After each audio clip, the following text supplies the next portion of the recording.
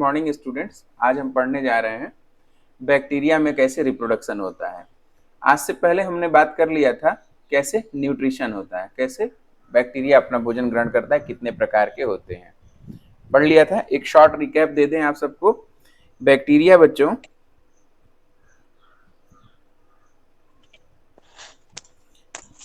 Bacteria दो प्रकार के होते हैं, ऑटोट्रॉपिक या स्वपोषी, और कैसे होते हैं, परपोषी। ठीक है, ऑटोट्रॉपिक और heterotrophic.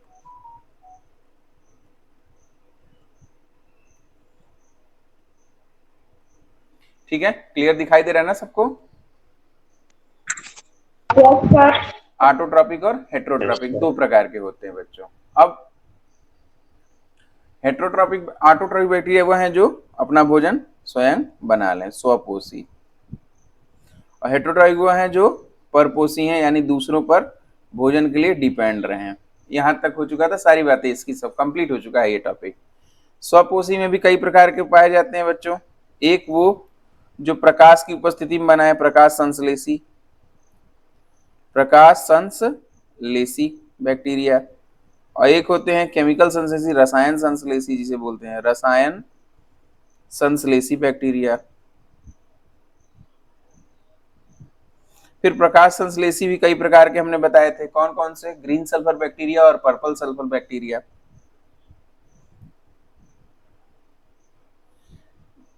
Green sulphur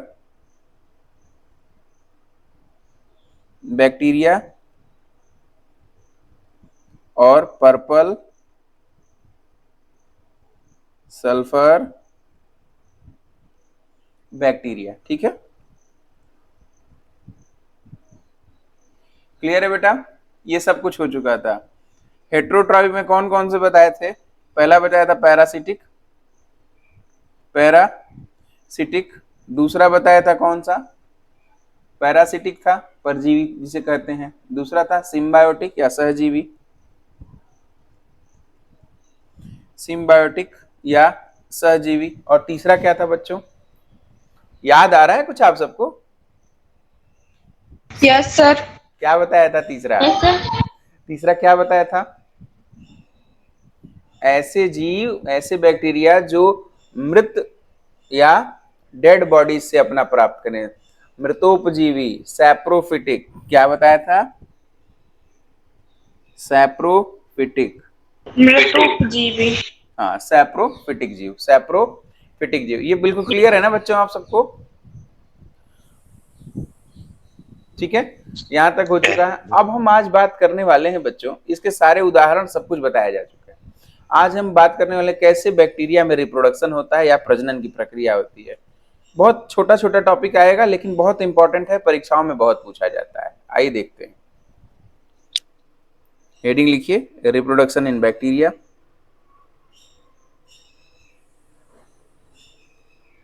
reproduction in bacteria या जीवाणुओं में जनन।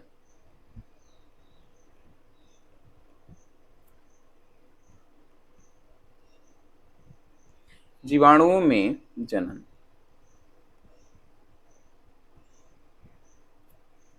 ठीक है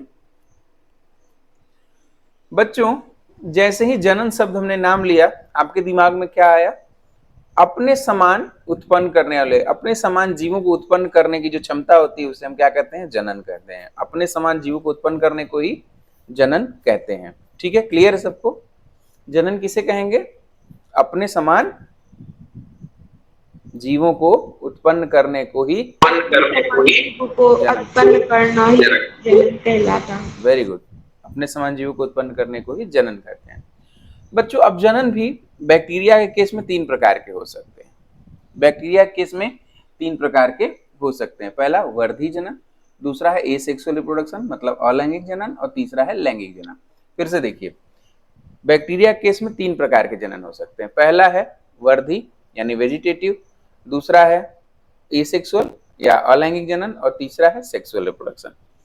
ऐसे बना लेंगे हम लोग।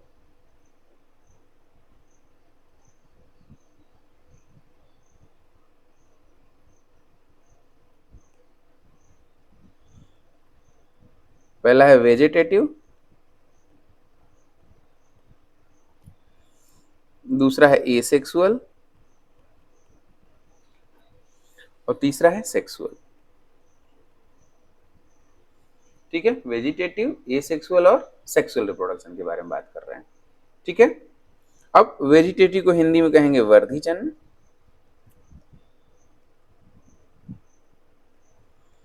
एसेक्सुअल बात करेंगे अलैंगिक जनन,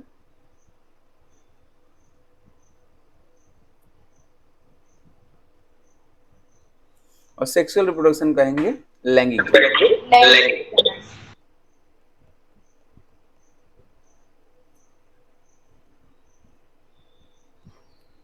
ठीक है, सबको क्लियर दिख रहा है ना बेटा?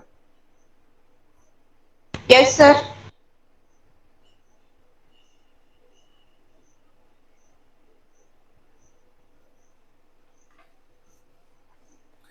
लैंगिक जनन। अब बात करते हैं हम वर्धी जनन कितने प्रकार से होता है बैक्टीरिया केस में। बैक्टीरिया केस में बच्चों वर्धी जनन दो प्रकार से हो सकते हैं। एक तो विखंडन के द्वारा हो, जिसे हम बाइनरी फिशन कहेंगे, एक तो विखंडन के द्वारा हो सकता है और दूसरा बडिंग के द्वारा हो सकता है, जिसे मुकुलन बोलेंगे।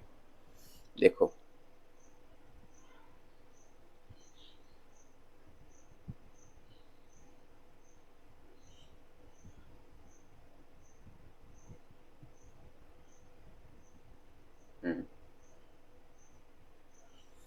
दो प्रकार से हो सकता है बच्चों।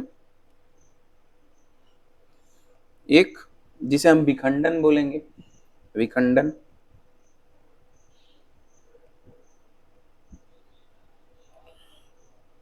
और दूसरा बोलेंगे मुकुलन। विखंडन और मुकुलन। बेटा विखंडन को इंग्लिश में कहते हैं बाइनरी फिशन, बाइनरी फिशन।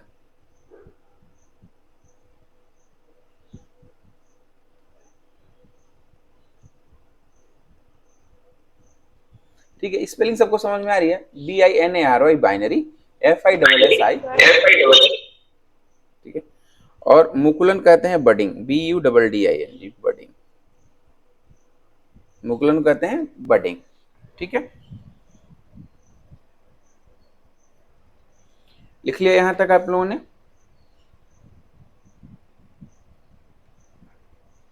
अच्छा, उसी तरह से हम अलैंगिक जनन की बात करेंगे, जिसमें हम लिंग का इस्तेमाल नहीं करते हैं, किसी प्रकार का रिप्रोडक्शन लैंगिक जनन में भी, अलैंगिक जनन में नहीं होता। तो हम उसके बारे में जब हम बात करते हैं तो वो कितने प्रकार के हो जाते हैं, एक दूसरे कलर की पेन से लिख लेते हैं।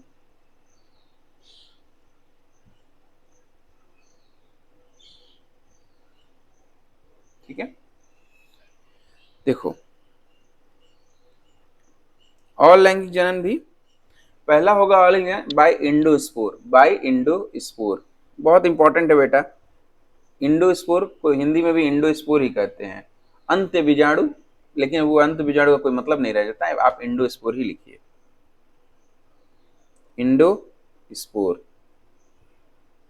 माइटोकॉन्ड्रिया को हिंदी में सूत्र कणिका बोलते हैं, तो इस तरह का कोई हिंदी पढ़ने की जरूरत नहीं है, मुझे लगता है ये आसान लग रहा होगा इंडोस्पोर।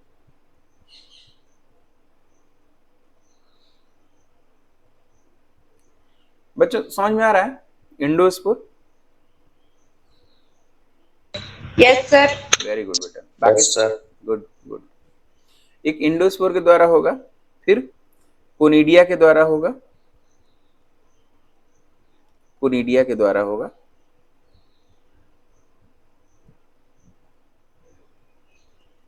ठीक है, इंडोस्पोर के द्वारा होगा, कोनिडिया के द्वारा होगा और सिस्ट के द्वारा होगा। तीन प्रकार से होते हैं, इंडोस्पोर के द्वारा होगा, कोनिडिया के द्वारा हो सकता है और सिस्ट के द्वारा हो सकता है। सिस्ट के द्वारा हो सकता है।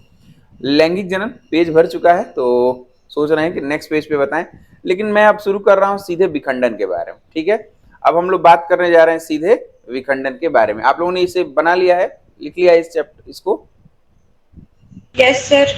वेरी गुड, सर थोड़ा सा रह गया है। आराम से लिख लो, कोई जल्दी नहीं है।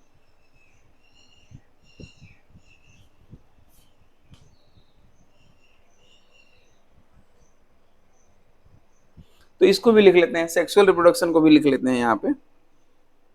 देखो, सेक्सुअल रिप्रोडक्शन भी दो प्रकार से हो सकते हैं।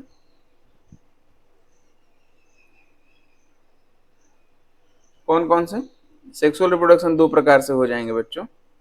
एक हो जाएगा वो है, एक हो जाएगा अपना कॉन्जुगेशन के द्वारा और दूसरा हो जाएगा ट्रांसफॉर्मेशन के द्वारा। कॉन्जुगेशन और ट्रांसफॉर्मेशन के द्वारा हो जाएगा। कॉन्जुगेशन को हिंदी में संयुग्मन बोलते हैं, कॉन्जुगेशन, और दूसरा हो जाएगा ट्रांसफॉर्मेशन। ट्रांसफॉर्मेशन नीचे लिख दे रहा हूं बेटा, ठीक है, ट्रांसफॉर्मेशन, कॉन्जुगेशन और ट्रांसफॉर्मेशन के द्वारा हो सकता है, ठीक है। कॉन्जुगेशन को बोलते हैं कॉन्जुगेशन को बोलते हैं संयुग्मन और ट्रांसफॉर्मेशन को बोलते हैं रूपांतरण। लिख लो, कॉन्जुगेशन को क्या बोलते हैं? संयुग्मन, तथा यहां लिख दे रहा हूं संयुग्मन, और इसको बोलते हैं रूपांतरण, इसको बोलते हैं रूपांतरण, ठीक है, क्लियर है। नेक्स्ट पेज पे चलें। कमल कर लिया complete? Yes sir. Next page पे चल रहे हैं बेटा, ठीक है। अब हम लोग वेजिटेटिव रिप्रोडक्शन के बारे में बात करने जा रहे हैं। वेजिटेटिव रिप्रोडक्शन में भी या वर्धी जनन में हम बात करने जा रहे हैं बाइनरी फिशन के बारे में। वर्धी जनन कितने प्रकार का बताया गया है आप सबको? दो प्रकार के बताए गए हैं। कौन कौन से बताए गए हैं? बाइनरी फिशन बताया गया है, और क्या बताया गया है? बडिंग बताई गई है। फिर से बोलिए हमारे साथ साथ, वर्धी जनन कितने प्रकार का बताया गया है जीवाणुओं में? तो जीवाणु कौन कौन सा?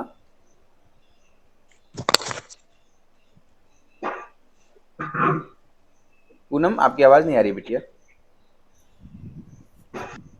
मुखंड, यस सर। हाँ हाँ, एक होता है मुकुलन, दूसरा होता है मुकुलन और विखंडन, ठीक है, ठीक है, कोई बात नहीं। पहले विखंडन के बारे में आइए अध्ययन कर लेते हैं।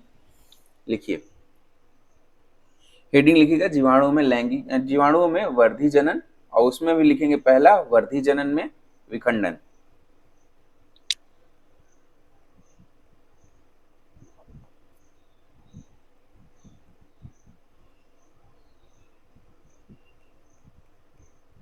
जीवाणुओं में वर्धी जनन,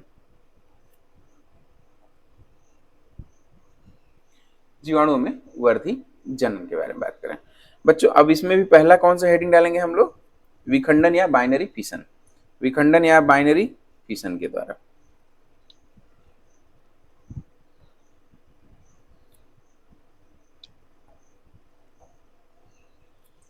विखंडन या बाइनरी फिशन के द्वारा। पहले फिगर बना के समझा देता हूं क्या क्या होता है। सपोज करो बच्चों,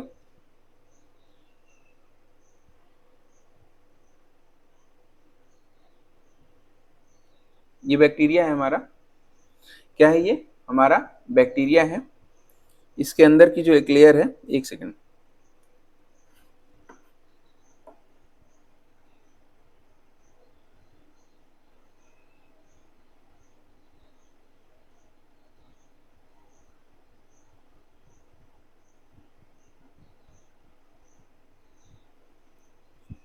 देखो,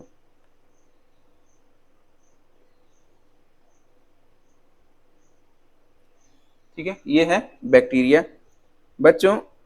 यहां पर अंदर की तरफ मीसोसोम पाया जा रहा है। मीसोसोम आप लोग समझ रहे हैं ना? Yes sir. मीसोसोम का क्या कार्य होता है बच्चों?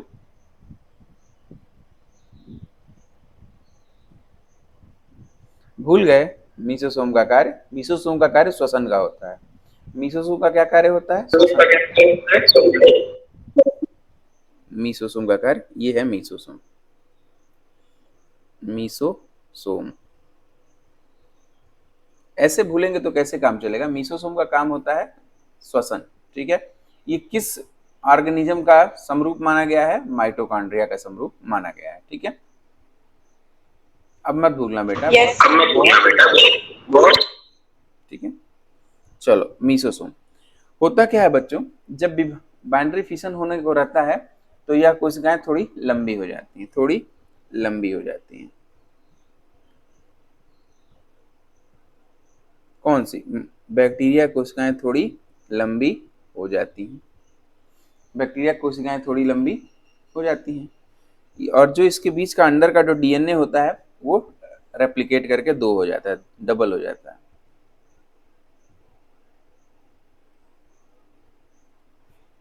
जो डीएनए होता है वो रेप्लिकेट करके, देखो यहाँ पे भी तो डीएनए दिखाई देगा, ठीक है, डीएनए यहाँ पे भी होता है, तो ये पहले डबल हो जाएगा, ठीक है, क्या हो जाएगा, डबल, या मटेरियल इसमें डबल हो जाता है। ध्यान दे रहे हो, पहले इतना सा था, बाद में इतना हो गया। इस पे लिखते चले जाते हैं साथ साथ कि, लिखते जाओ बेटा, बाइनरी फिशन के समय, बाइनरी फिशन के समय जीवाणु कोशिकाएं थोड़ी लंबी हो जाती हैं,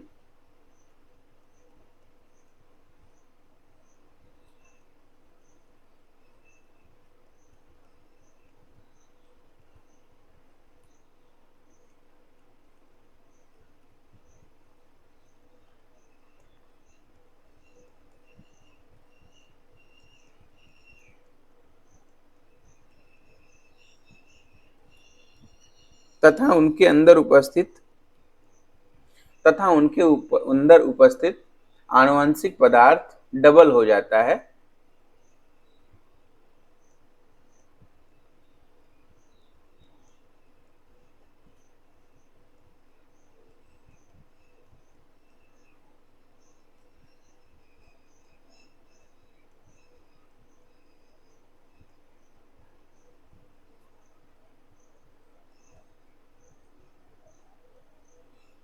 डबल हो जाता है मतलब दुगुना हो जाता है, डबल हो जाता है। बेटा जेनेटिक मटेरियल के डबल होने की जो प्रक्रिया है ना, इसको रेप्लिकेशन बोलते हैं, लिख लो। जेनेटिक मटेरियल या आनुवंशिक पदार्थ के डबल होने की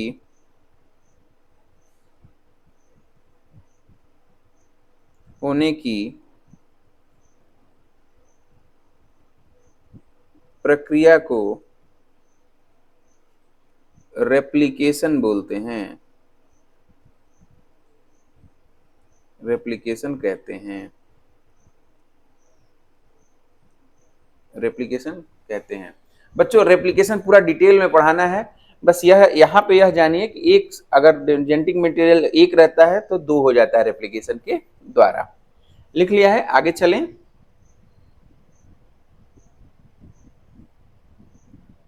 सर थोड़ा सा रह गया। आराम से लिख लो।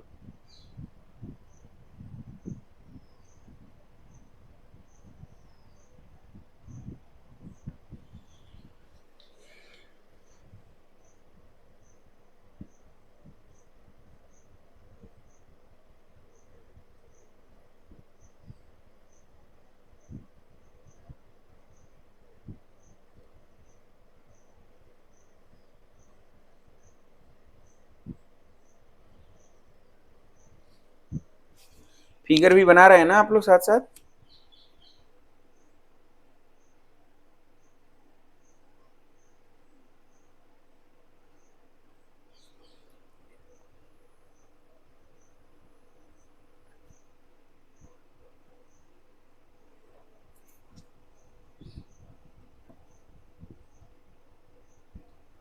फिगर भी साथ साथ बना रहे हैं ना आप लोग?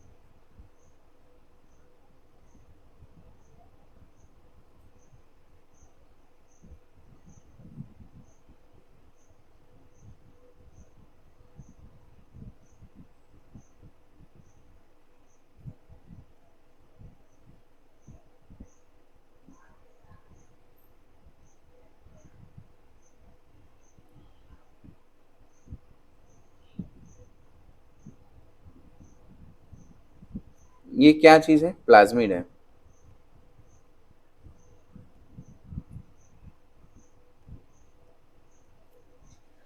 Plasmid DNA. हो गया बेटा? Yes sir. बाकी सभी लोगों ने कंप्लीट कर लिया? Yes sir. चल नेक्स्ट पेज। Yes sir. अब हम लोग नेक्स्ट पेज पे चल रहे हैं।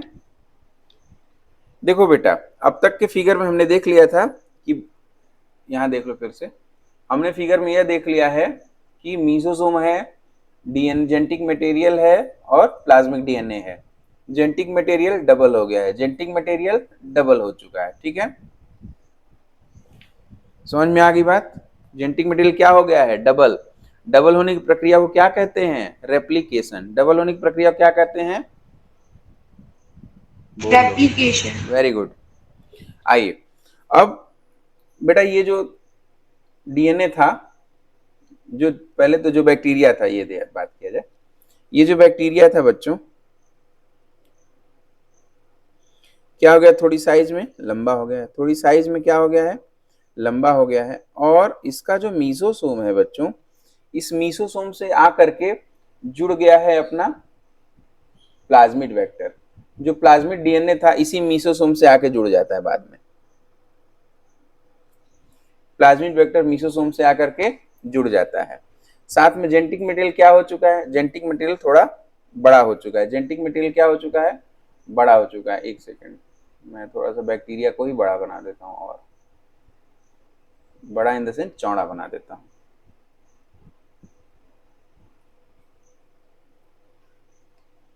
ठीक है?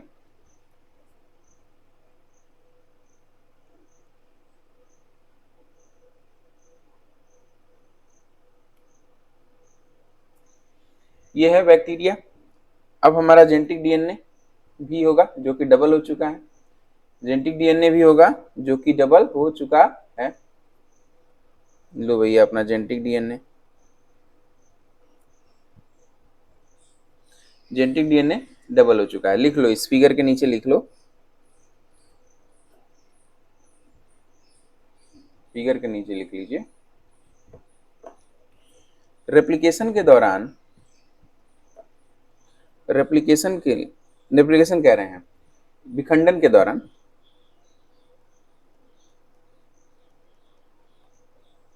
विखंडन के समय, विखंडन के समय प्लाज्मिड डीएनए मीसोसोम से आके जुड़ जाता है।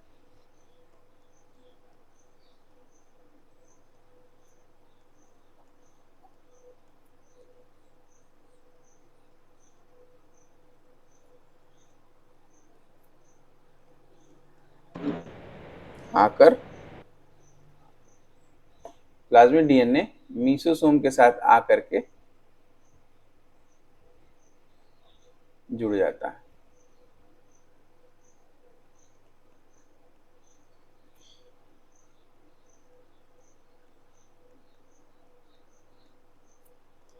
है तथा वह भी अपने आप को विभाजित करके डबल हो जाता है। तथा वह भी अपने आप को विभाजित करके डबल हो जाता है। तथा वह भी विभाजन के द्वारा डबल हो जाता है।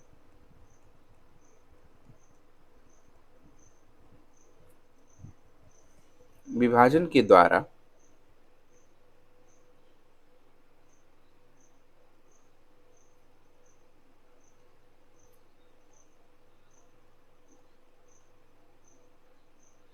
तथा वह भी विभाजन के द्वारा डबल हो जाता है। ठीक है? वह भी क्या होता है? विभाजन के द्वारा डबल हो जाता है। इसका मतलब यह हुआ कि अगर हम यहाँ पे 2 बना दें या इस तरह का बना लें तो ठीक रहेगा ये। ठीक है? बन गया, विभाजन के द्वारा डबल हो जाता है। बना लिया आप लोगों ने? Yes sir. अब क्या होगा बच्चों? बाहर से धीरे धीरे कंस्ट्रक्शन शुरू होगा। जो सेल वॉल है, ध्यान देना बच्चों, जो सेल वॉल है और जो सेल मेम्ब्रेन है, यहाँ देखिए चेंज कर ले रहा हूं, ये देखिए, अब चूंकि सेल लंबी हो गई है तो ऐसे दिखाई देने लगेगी।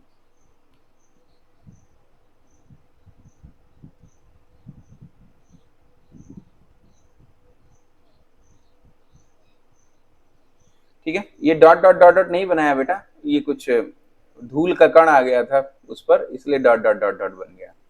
ठीक है, आप लोग पूरा ही बनाइएगा इसको। एक धूल के कण से भी, चूंकि मशीन है ये तो वो तो समझ जाती है कि भाई धूल का कण है, कुछ और हो गया, ऐसा हो गया। ठीक है, तो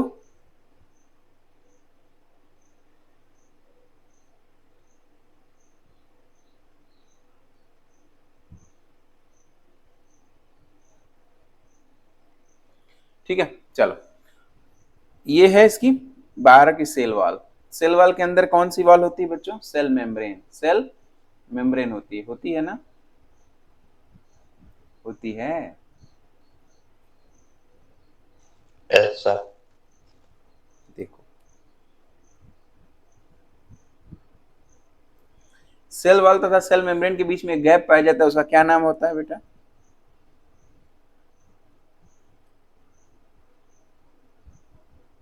बताया नहीं आप लोगों ने?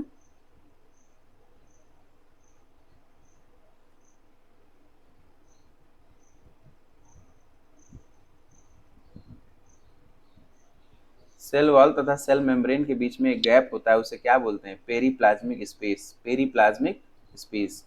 क्लियर हुआ आप सबको बच्चों? Yes sir. अच्छा आप सुनो, एक तो यहां पर मीसोसोम आ जाएगा, एक यहां पर मीसोसोम आ जाएगा, और जो इसके साथ जुड़े हुए थे, जब कंस्ट्रक्शन शुरू हुआ दोनों डबल हो गए, दोनों डबल हो गए। मीसोसोम भी डबल हो जाता है क्योंकि वो तो सेल मेम्ब्रेन का ही हिस्सा है, सेल मेम्ब्रेन का ही हिस्सा है। जैसे ही बैक्टीरिया लंबा होगा मीसोसोम भी डबल हो जाएगा, जैसे ही बैक्टीरिया लंबा होगा मीसोसोम भी डबल हो जाएगा। तो यहाँ पर ये प्लाज्मिड वेक्टर एक यहाँ पे आ गया, एक प्लाज्मिड वेक्टर यहाँ पे आ गया, और जो अपना जेनेटिक डीएनए था बेटा वो क्या हुआ? आधा इधर, आधा एक साइड, दूसरा आधा इस साइड चला जाएगा, दूसरा आधा इस साइड चला जाएगा। देखो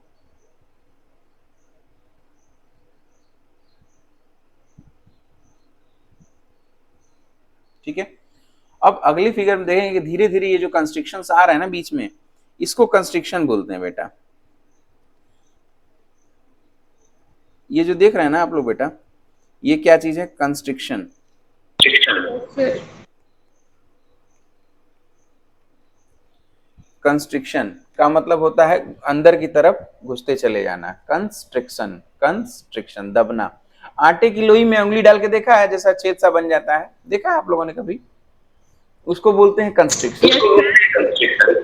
ठीक है, इसको बोलते हैं कंस्ट्रिक्शन। तो ये क्या है? दबाव बनने जा रहा है, धीरे धीरे ये दबाव बढ़ते हुए जाएगा और आपस में जुड़ जाएंगे, जिससे कि दो अलग अलग बैक्टीरिया हो जाएंगे। अगले पेज पे बना रहे हैं बेटा, बना लिया है? नेक्स्ट पेज पे चले हम लोग, यस सर। सभी लोग बेटा। हमारे अन्य प्राणी बना लिया आप लोगों ने?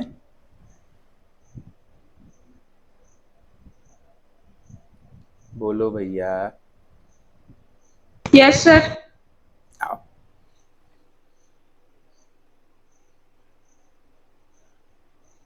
चलो अब कंस्ट्रिक्शन इतना ज्यादा बढ़ गया,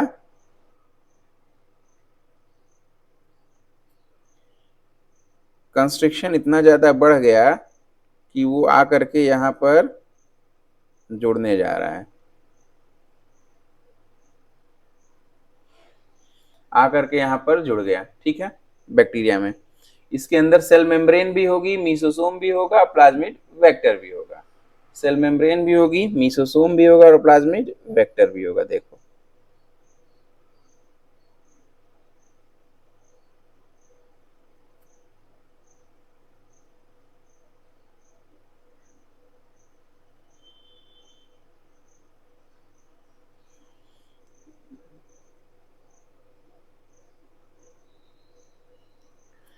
पहले मैं बना लूं फिर आप लोग बनाते रहिएगा। ये बन गया। अब मीसोसोम बना दें पहले तो। बेसिकली मीसोसोम क्या होती है? ये होती है न्यूक्लियर मेम्ब्रेन सेल मेम्ब्रेन की इनफोल्डिंग, सेल मेम्ब्रेन की इनफोल्डिंग, सेल मेम्ब्रेन वहां पर थोड़ी फोल्ड हो जाती है और वह माइटोकॉन्ड्रिया की तरह बिहेव करने लगती है, श्वसन में हेल्प करने लगती है। ठीक है, श्वसन में हेल्प करने लगती है।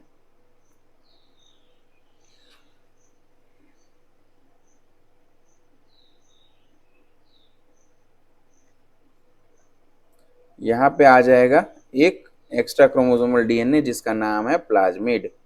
क्या है? प्लाज्मिड। और क्या आ जाएगा? साथ में आ जाएगा जेनेटिक मटेरियल बेटा, जो जेनेटिक मटेरियल हम लोगों ने डबल किया था। Yes sir. वो भी तो आएगा। कहाँ जाएगा? वो छूटेगा थोड़ी।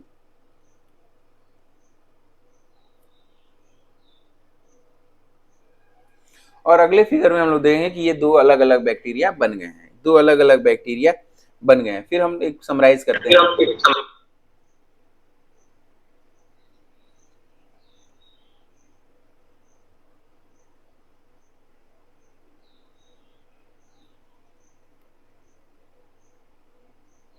दो अलग अलग बैक्टीरिया बन गए। ठीक है, इसके अंदर फिर वही सेल मेम्ब्रेन बनेगी, मीसोसोम बनेगा और जेनेटिक मटेरियल बनेगा।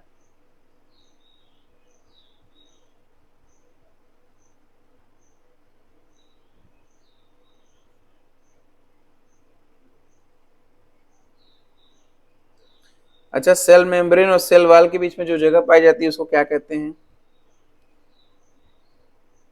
कौन सा स्पेस बोलते हैं?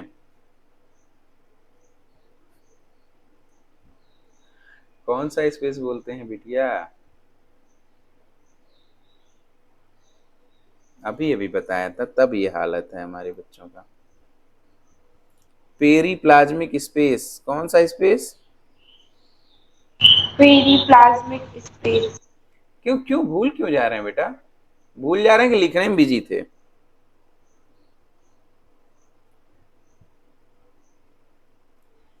ठीक है, अब देखिए दो बन गए बैक्टीरिया, एक यहाँ पर एक यहाँ पर, दो बैक्टीरिया बन गए ना।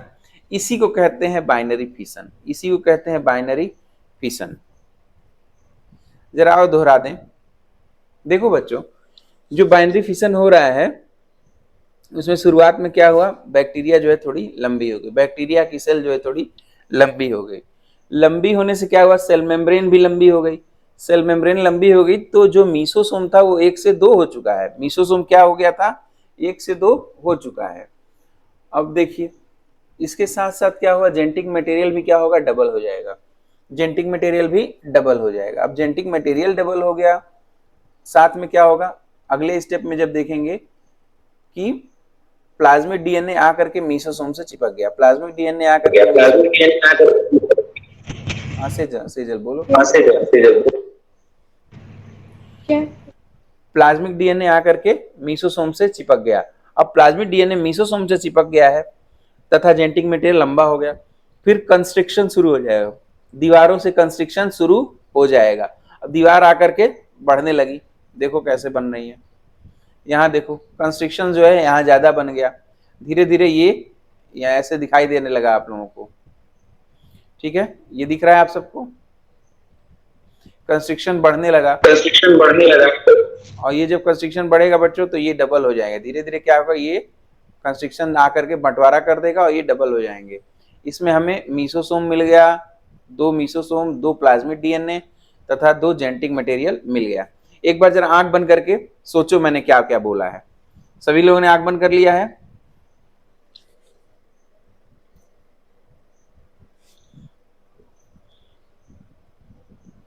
आंख बंद करके सोचो, मैं बोल रहा हूं आप लोग सोचो। पहला जेनेटिक मटेरियल, पहला जो है जीवाणु जो है लंबा हो गया। जीवाणु के लंबा होने से क्या हुआ? सेल वॉल और सेल मेम्ब्रेन लंबी हो गई, जिससे मीसोसोम क्या हुआ? डबल हो गया। मीसोसोम क्या हुआ? डबल हो गया। इसके साथ साथ जेनेटिक डीएनए भी क्या हुआ? रेप्लिकेशन के द्वारा डबल कर दिया गया। जेनेटिक डीएनए भी रेप्लिकेशन के द्वारा डबल कर दिया गया है। अब जेनेटिक डीएनए डबल हो गया बच्चों, तो फिर क्या होगा? जेनेटिक डीएनए डबल हो गया, फिर बीच में दीवारों से कंस्ट्रिक्शन शुरू हो जाएगा, दीवारों से कंस्ट्रिक्शन शुरू हो जाएगा। अब इस कंस्ट्रिक्शन के धीरे धीरे आगे बढ़ने से एक समय ऐसा आएगा कि यह बैक्टीरिया 2 बराबर बराबर हिस्सों में बढ़ जाएगा और 2 नए बैक्टीरिया तैयार हो जाएंगे, जिसे हम लोग विखंडन की प्रक्रिया के द्वारा जनन कहते हैं। यह एक वर्धी जनन का प्रकार है। लिख लिया बच्चों? समझ में आ गई बात? Yes sir. बेटा इसमें यस सर। देखो, एक वर्धी जनन में या बाइनरी फिशन में लगभग 20 मिनट का समय लगता है। मतलब बैक्टीरिया की एक कोशिका से दो कोशिका बनना बाइनरी फिशन के द्वारा में 20 मिनट लगता है। 20 मिनट में एक से दो कोशिका, दो से चार, चार से आठ, आठ से 16, 16 से 32, 32 से 64, इस तरह बढ़ता चला जाएगा। लिखो, बाइनरी फिशन में लिख लो,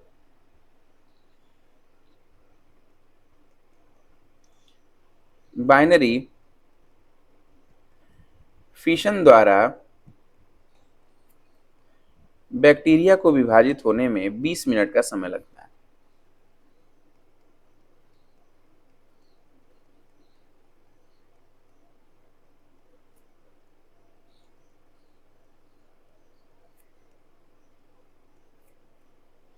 बीस मिनट बहुत इंपॉर्टेंट है ये, इसको मैं स्टार लगा रहा हूं।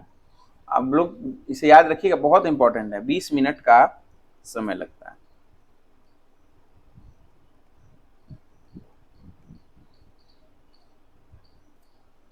20 मिनट का समय लगता है, ठीक है। 20 मिनट में इसका मतलब क्या होगा? कोशिका एक से दो हो जाएगी, कोशिका एक से दो हो जाएगी। लिख लिया बच्चों?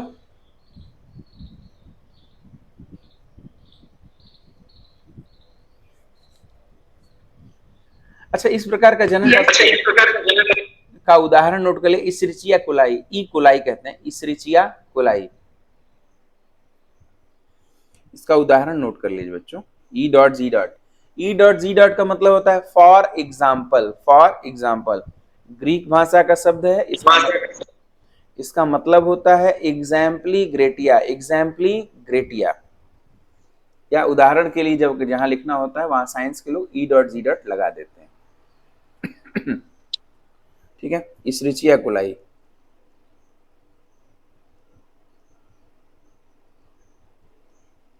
इस्रिचिया कोलाई अंडरलाइन कर लीजिएगा क्योंकि ये वैज्ञानिक नाम है बच्चों। सर। हाँ बेटा।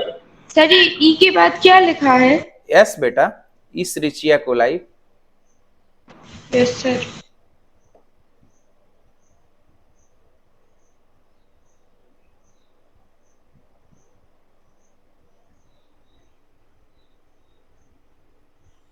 ठीक है, इस्रिचिया कोलाई। इसको बेटा शॉर्ट में कभी कभी आप लोग देखेंगे E dot. It doesn't look like you have an app named Me Kabhi Kabhi. You can search for it in the apps.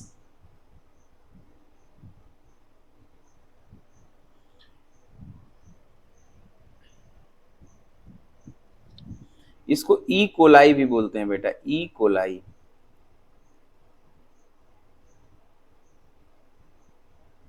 क्या बोलते हैं? ई कोलाई भी बोलते हैं।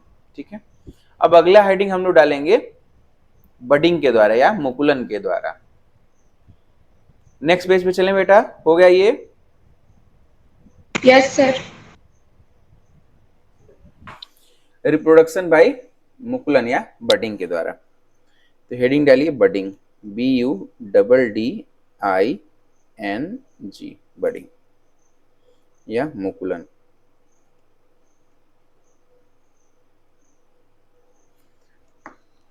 मेरे कुछ प्रश्न है आप लोगों से पूछना चाहूंगा। कितने टाइम में बाइनरी फिशन होता है? 20 minute. Very good, very good बेटा। अच्छा, एक चीज और बताइए कि बाइनरी फिशन का उदाहरण बता दीजिए। बाइनरी फिशन का उदाहरण बताएं, ऐसा बैक्टीरिया जिसमें बाइनरी फिशन होता हो। बताया गया है, नाम बताया गया है।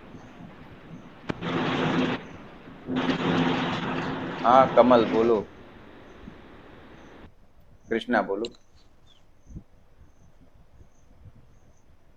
आवाज नहीं आ रही बेटा। आ रही है सर। हाँ तो बोलो। ई को कोली। हाँ, ई कोलाई। कोली इस रिचिया कोलाई, इस रिचिया कोलाई।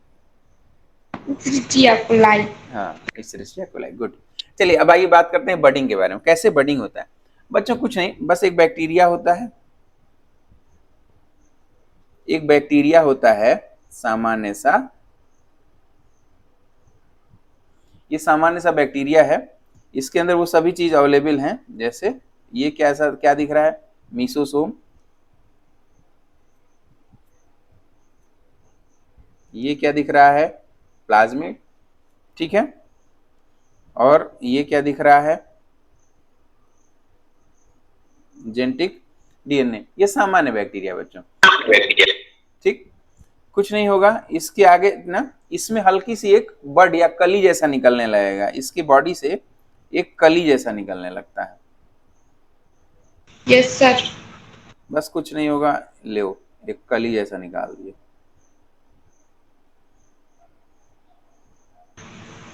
ठीक है। एक कली जैसा निकाल देते हैं, सब कुछ इसमें रहता है। धीरे धीरे क्या होता है कि इसके अंदर भी ये सारी चीजें डेवलप हो जाती हैं। जैसे पौधों में कलियां बनती है ना बेटा, पहले छोटे सा एक बड़ सा उभार सा दिखता है, फिर ये धीरे धीरे ये उभार जो है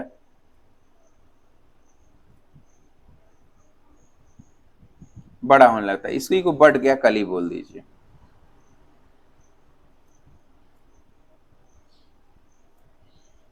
यही बड है। क्या है ये? बड है। और आगे चल के ये बड जो है सेपरेट हो जाता है, या ये जो कलिका है, कलिका आगे चलकर चलकर नई जीवाणु कोशिका बना लेती है।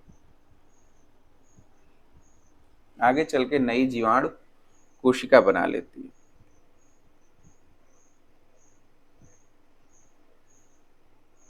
बना लेती है,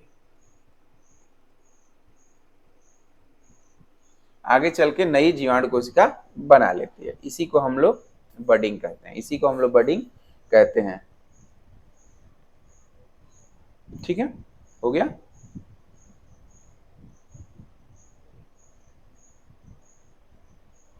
तो और बाकी जो कुछ डाउट होगा कि ये सब चीजें कैसे पहुंचती हैं, बेटा साइटोप्लाज्म में, ये जो पूरा साइटोप्लाज्म भरा होता है ना, पूरा जेनेटिक मटेरियल साइटोप्लाज्म, ये सभी कुछ क्या होता है, धीरे धीरे धीरे धीरे उससे शरीर में डेवलप हो जाता है। धीरे धीरे इसके शरीर में भी डेवलप हो जाता है। पूरे जो भी चीज यहाँ होती हैं, सारे कोशिकांग जो हैं धीरे धीरे कली में पहुंच जाते हैं, और वो नया कलिका नए जीवाणु में डेवलप हो जाती है। बस हमें इतना ही जानना रहता है इसमें,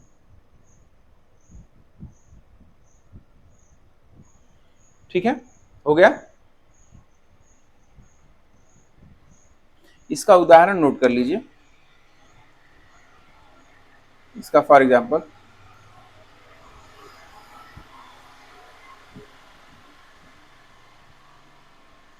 हाइफोमाइक्रोबियम वल्गेरी,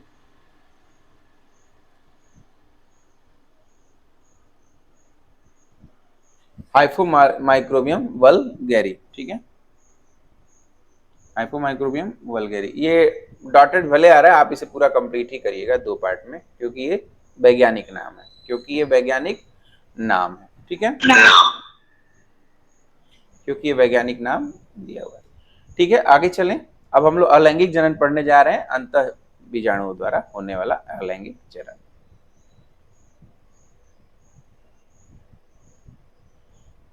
चलें,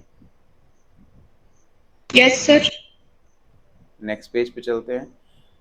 देखिए हम लोगों ने पढ़ लिया है क्या, हमने क्या क्या पढ़ लिया है? वेजिटेटिव रिप्रोडक्शन में विखंडन पढ़ लिया और मुकुलन पढ़ लिया, ठीक है। विखंडन और मुकुलन हो चुका है बेटा। अब हम पढ़ने जा रहे हैं अलैंगिक जनन एंडोस्पोर के द्वारा, अलैंगिक जनन एंडोस्पोर के द्वारा, ठीक है। लिखते चलिए, अलैंगिक जनन। अलैंगिक जनन बताएंगे किसे कहा जाता है? पूरा जनन पढ़ाया जा चुका है ना, हर तरह का जनन बताया गया है। अलैंगिक जनन क्या है? क्या एक रफ आइडिया आ रहा है दिमाग में? कुछ तो आइडिया आ रहा होगा। कोई आइडिया नहीं बच्चों, कोई आइडिया ही नहीं है आप सबको। क्यों अलैंगिक जनन पढ़ाया नहीं गया है?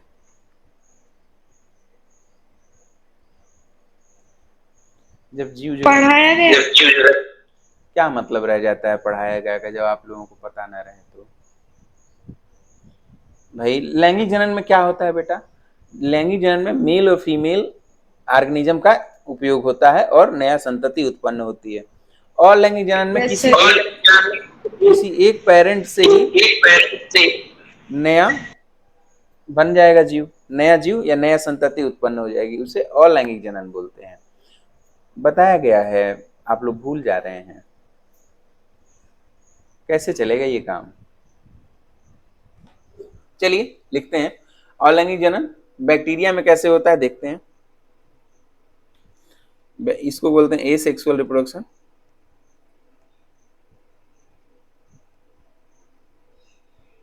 ठीक है, एसेक्सुअल रिप्रोडक्शन। ठीक है, रिप्रो लिख के छोड़ दिया हूं ताकि उधर पेज भर रहा है। आगे चलते हैं, लिखिए, साथ साथ लिखते जाइए। जीवाणु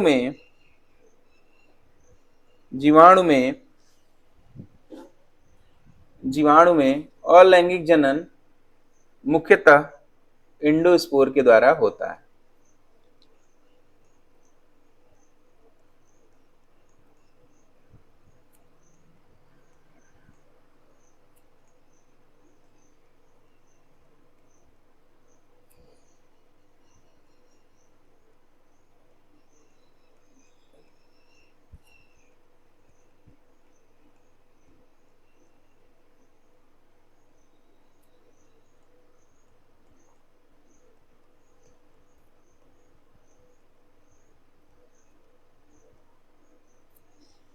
इंडोस्पोर के द्वारा होता है।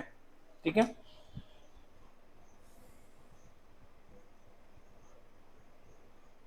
हो गया। आगे चलें। अब हम लोगों को हेडिंग डालना है इंडोस्पोर। हेडिंग डालिए इंडोस्पोर। इंडोस्पोर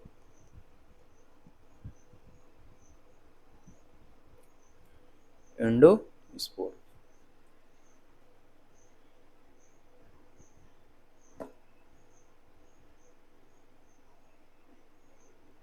लिखिए, जीवाणुओं में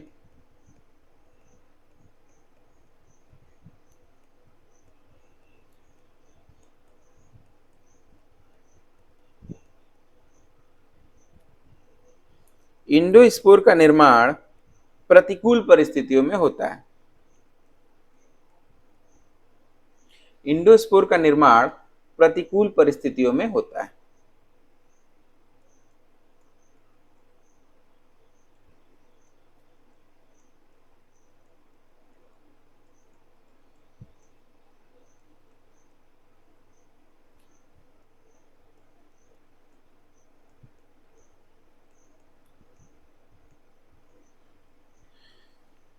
प्रतिकूल परिस्थिति क्या कहते हैं बेटा? प्रतिकूल परिस्थिति किसे कहेंगे और अनुकूल परिस्थिति किसे कहेंगे? बैक्टीरिया केस में बच्चों, प्रतिकूल परिस्थिति वह परिस्थिति है जब मौसम सूखा हो या भोजन की मात्रा न हो, भोजन न हो अवेलेबल। ठीक है, प्रतिकूल परिस्थिति कब है? जब मौसम या तो बहुत ड्राई हो जाए या मौसम बहुत कठोर हो जाए या फिर उसके पास भोजन न हो। जब भोजन नहीं रहेगा तो वो अपने आप को बचाने के लिए इंडोस्पोर बनाएगा। ठीक है, बेसिकली बच्चों इंडोस्पोर को जनन के अंतर्गत पढ़ा ही नहीं जाना चाहिए। इंडोस्पोर को जनन के अंतर्गत नहीं पढ़ा जाना चाहिए। क्यों? हमने जनन शब्द का नाम लिया कि जब कोई किसी जीव का अपने समान संतति उत्पन्न करने को जनन कहते हैं। किसी जीव को अपने समान संतति उत्पन्न करने को जनन कहते हैं। परंतु बच्चों यहाँ पर तो वही जीव है, बैक्टीरिया स्वतः ही अपने आप को बचाने के लिए अपने जेनेटिक मटेरियल के ऊपर एक मोटी सी लेयर चढ़ा देता है, बस वही। और जब फेवरेबल कंडीशन आती है तो वो मोटी लेयर हट जाती है, वह बैक्टीरिया फिर से जिंदा हो जाता है या फिर से काम करना शुरू कर देता है। कोई नया तो उत्पन्न हुआ ही नहीं। समझ में आ रही है मेरी बात? कोई नया जीव तो उत्पन्न हुआ ही नहीं। समझ रहे हैं आप लोग? Yes sir. क्या समझे आप लोग?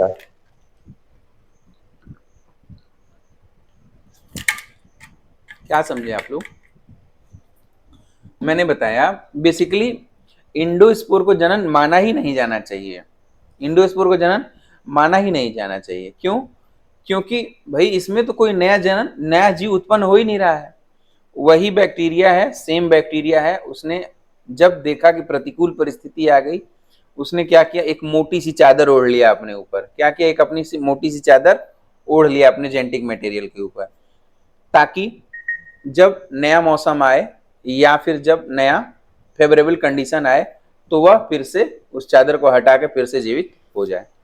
ठीक है, ऐसा बताया गया था ड्यूबोस और साथियों के द्वारा। ड्यूबोस एक वैज्ञानिक का नाम है, उनके साथी ने इसको गुणन बिना जनन, रिप्रोडक्शन विदाउट मल्टीप्लीकेशन कहा। रिप्रोडक्शन विदाउट मल्टीप्लीकेशन कहा। पहले हम यह देखते हैं कैसे इंडोस्पोर बनता है, फिर हम इसके बारे में लिखते हैं। ठीक है, आइए देखते हैं कैसे इंडोस्पोर बनता है। अगले पेज पे चल रहे हैं। यहां तक का काम लिख लिया बेटा सब लोगों ने? आगे चलें।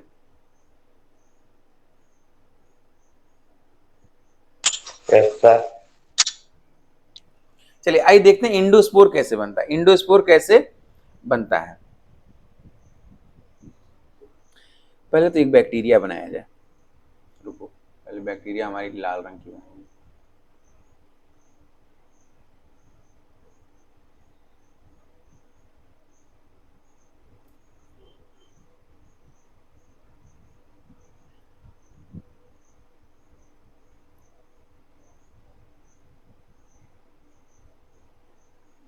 बैक्टीरिया क्या हुई, हमारी लाल रंग की बनवा।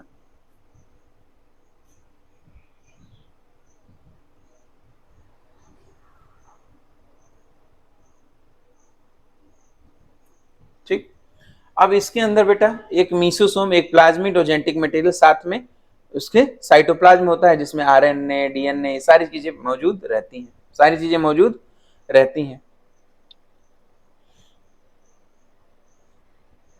सारी चीजें मौजूद रहती हैं। उन्होंने क्या किया बेटा, इसने अपने जेनेटिक मटेरियल के ऊपर एक दूसरे कलर से बनाओ एक मोटी सी लेयर बना दी, एक मोटी सी लेयर जिसे एक्सोस्पोरियम कहते हैं, वो बन गया।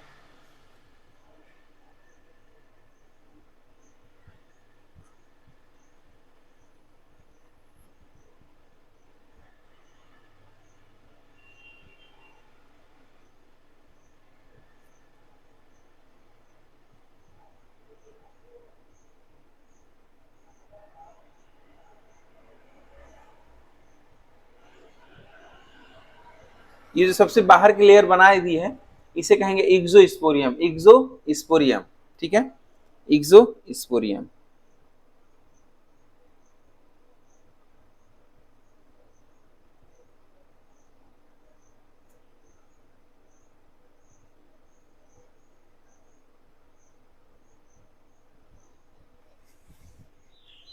डबल लेयर की है बेटा।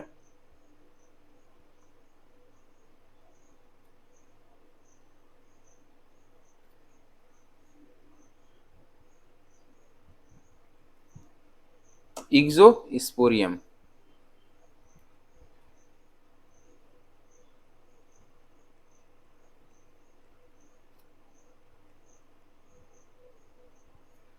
ठीक है, ये जो बाहर की लेयर है बच्चों, ये है एक्सोस्पोरियम। इसके नीचे आउटर कोट आएगा थोड़े दूर अंदर आकर के। रुकिए, दूसरे कलर की पेन से बना देते हैं आउटर कोट। आउटर कोट किस कलर से बनाए? अच्छा चलो इस कलर से बना देते हैं, थोड़ा इसको मोटा कर देंगे तो ये बनेगा।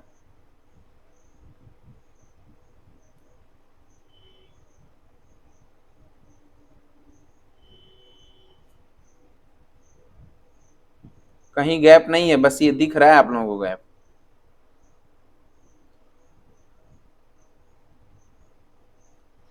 ठीक है, ये जो है इसे कहते हैं आउटर कोट।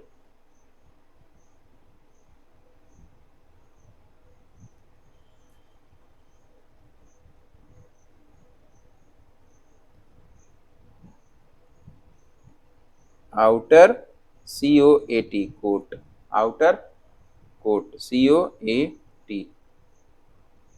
उधर पेज नहीं था बेटा, बन नहीं रहा था। ठीक है, आउटर कोट। इसके बाद ठीक इसके नीचे एक और लेयर आ जाएगी जिसे बोलेंगे इनर कोट, जिसे बोलेंगे इनर कोट। इनर कोट के लिए कौन सा कलर दें? ये दे दिया जाए, इसको थोड़ा सा मोटा कर दिया जाए, इनर कोट को थोड़ा सा मोटा कर दिया जाए। लो बेटा, ये हो गया हमारा इनर कोट।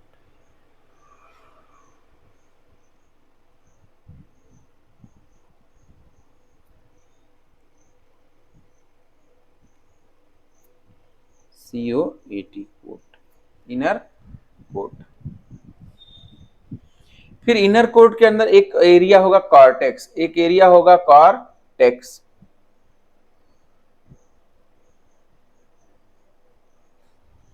इनर कोट के अंदर एक एरिया और बना देते हैं किसी दूसरे कलर से। रुको, डिजिटल बोर्ड में ये अच्छा है ना कि हम जितने चाहे कलर का इस्तेमाल कर सकते हैं। हाँ सर। एक एरिया है कॉर्टेक्स, एक एरिया है कॉर्टेक्स का, ये है कॉर्टेक्स। क्या है ये पूरा एरिया है कॉर्टेक्स का।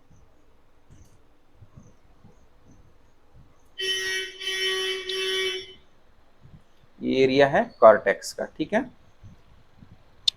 पूरा ही है ये, ऐसे पूरा ही मान लेना चाहिए, ऐसे ऐसे ऐसे ऐसे।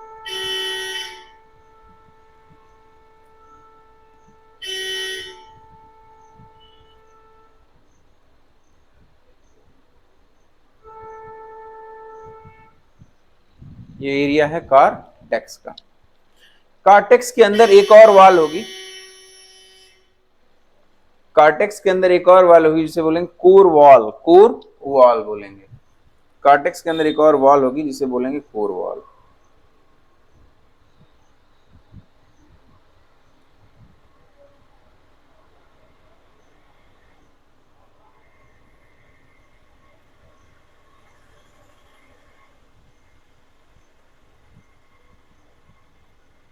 कॉर्टेक्स के अंदर एक और वॉल है जिसे बोले कोर वॉल। समझ में आ रहा है कृष्णा? कृष्णा कहाँ चली गई बिटिया? आप लोग भी ना बीच बीच में गायब होते रहते हैं। अब किस कलर से बनाए, किस कलर से बनाए? थोड़ा इससे बना दें क्या, पीले रंग से? नहीं दिखेगा, नहीं, इस कलर से बनाते हैं, ठीक है। कोर वॉल, तो कोर वॉल के बाद core membrane, core membrane.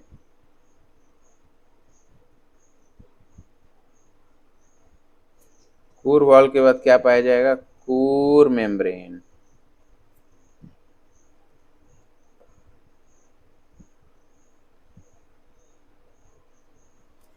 Core wall के बाद कोर मेम्ब्रेन, कोर वॉल के बाद पाया जा रहा है कोर मेम्ब्रेन। और अंदर की तरफ कोर, ये कोर वही है बेटा जिसके अंदर जेनेटिक मटेरियल, साइटोप्लाज्म इत्यादि चीजें सुरक्षित रखी जाती हैं। जेनेटिक मटेरियल, साइटोप्लाज्म, RNA, ठीक है, ये सारी चीजें सुरक्षित रखी जाती हैं ताकि, चलो लिख लो, अभी लिखवा देते हैं इसको। ये कोर, ये है कोर। फिगर बन गया बेटा, मिटा दें, आगे चलें। देखो कोर वॉल हो गया, ठीक है, यहां तक मैंने समझा दिया है। आज के लिए बस इतना ही। इसके बारे में पूरा डिटेल लिखाऊंगा और कल रिप्रोडक्शन शायद कंप्लीट हो जाए। ग्रिफिथ का एक्सपेरिमेंट भी बताना है। आप लोगों को ये समझ में आ रहा था?